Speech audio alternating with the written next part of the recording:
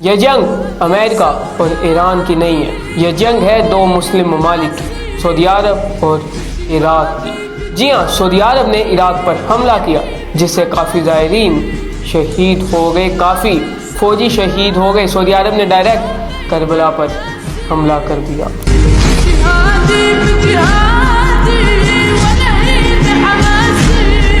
دوسری طرف سیریا کا لیڈر یہ چاہتا ہے کہ اسرائیل کے ساتھ ڈیفنس ڈیل کی جائے، کہ اسرائیل مسلمانوں کی اب حفاظت کرے گا۔ جس طرح سعودی عرب نے پاکستان سے ڈیفنس ڈیل کی ہے کہ پاکستان سعودی عرب کی حفاظت کرے گا، اسی طرح سیریا یہ چاہتا ہے کہ ان کی حفاظت یہودی یعنی اسرائیل کرے۔ آج ہم ان دونوں ٹاپکس پر بات نہیں کریں گے، آج ہم دیکھیں گے قرآن پاک میں اس کے بارے میں کیا فرمایا گیا ہے۔ سب سے پہلے آپ دیکھیں سعودی عرب اور عراق کی جنگ، دو مسلمانوں کے درمیان جنگ، مسلم ملک آپس میں لڑ پڑے۔ آج ہم اس کے بارے میں بات نہیں کریں گے کہ یہ کیوں ہوا، آج ہم بات کریں گے اس کے بارے میں قرآن پاک میں کیا کہا گیا ہے۔ سب سے پہلے جو سعودی عرب اور عراق کی جنگ ہو رہی ہے تو قرآن پاک میں اللہ تعالیٰ نے کیا فرمایا ہے کہ جب دو مومنوں کی لڑائی ہو رہی ہو تو ان کی صلح کرواؤ۔ سنیے ذرا۔ اور اگر مومنوں میں سے کوئی دو فریق آپس میں لڑ پڑیں تو ان میں صلح کرا دو، پھر اگر ایک فریق دوسرے پر زیادتی کرے تو زیادتی کرنے والے سے لڑو، یہاں تک کہ وہ اللہ کے حکم کی طرف رجوع لائے۔ پس جب وہ رجوع لائے تو دونوں فریق میں عدل کے ساتھ صلح کرا دو اور انصاف سے کام لو کہ اللہ انصاف کرنے والوں کو پسند فرماتا ہے۔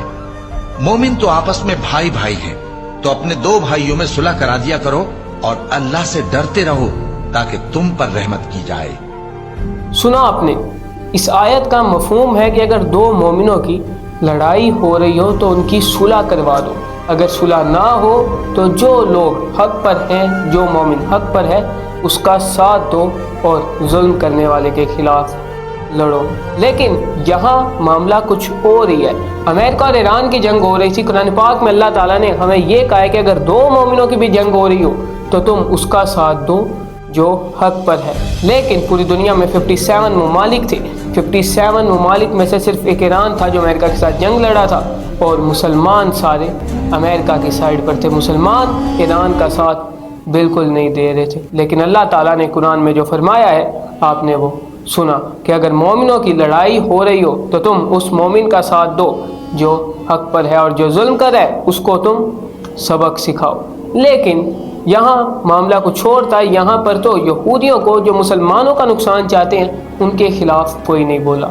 دوسری طرف آپ دیکھیں جو سیریا کا لیڈر ہے اس وقت، وہ یہ چاہتا ہے کہ ہم اسرائیل کے ساتھ ڈیفنس معاہدہ کریں، ہم اسرائیل کے ساتھ ایک معاہدہ کریں جس میں یہ ہو کہ جب بھی سیریا پر کوئی ملک اٹیک کرے گا تو اس کا جواب اسرائیل دے گا، وہ اٹیک اسرائیل پر سمجھا جائے گا۔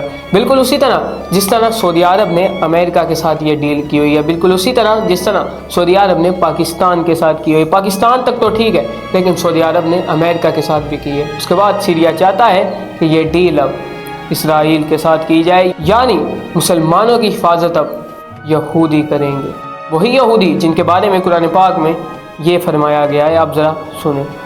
اے ایمان والو، یہود اور نصارہ کو دوست نہ بناؤ، یہ ایک دوسرے کے دوست ہیں، اور جو شخص تم میں سے ان کو دوست بنائے گا وہ بھی انہی میں شمار ہوگا۔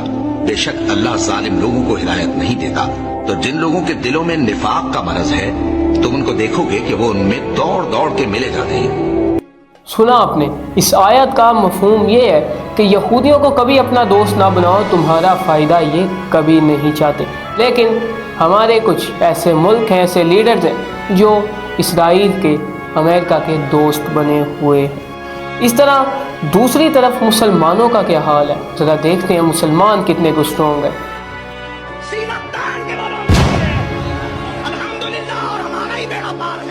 ہاں میں شیعہ ہوں، تو بتا تو کیا ہے؟ حق پر اگر کوئی ہمیں جماعت ملے گی تو وہ قرۂ ارض پر صرف اہل حدیث ملے گی۔ دیوبند کو تو رب نے ہر میدان میں ہیرے دیے، اور ہمارا مشن ایک ہے، ہم کسی وہابی کو سنی نہیں بنانا چاہتے۔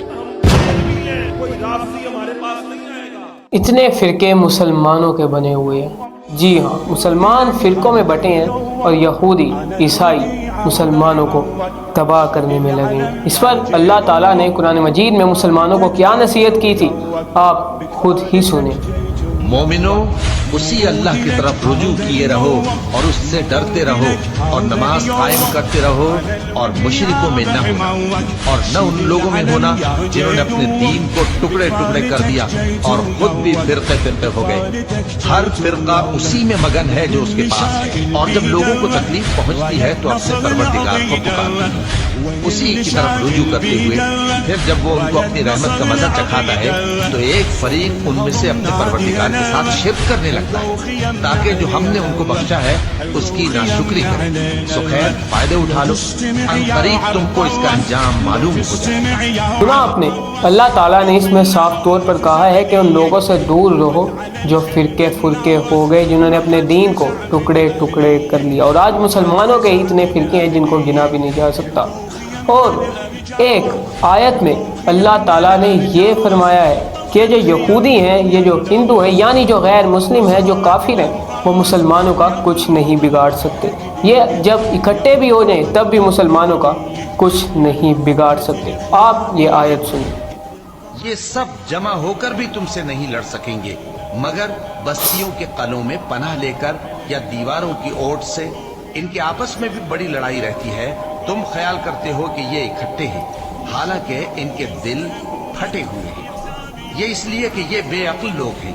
ان کا حال ان لوگوں کا سا ہے جو ان سے کچھ ہی پیشتر اپنے کرتوت کی سزا کا مزہ چکھ چکے ہیں، اور ان کے لیے دکھ دینے والا عذاب تیار۔ سنی آپ نے یہ آیت؟ اس آیت کا یہی مفہوم ہے کہ جتنے بھی کافر اکٹھے ہو جائیں مسلمانوں کا کچھ نہیں بگاڑ سکتے اگر مسلمانوں کا ایمان پختہ ہوگا۔ لیکن آج کل کے مسلمان اسرائیل کے ساتھ ڈیفنس ڈیل کرنا چاہتے ہیں۔ کچھ اسرائیل کے ساتھ مل کر عراق پر، مسلمانوں پر، اپنے بھائیوں پر حملہ کر رہے ہیں، اور دوسری طرف کچھ ایسے ملک ہیں جو کفار کے ظلم کرنے پر بھی خاموش بیٹھے تھے۔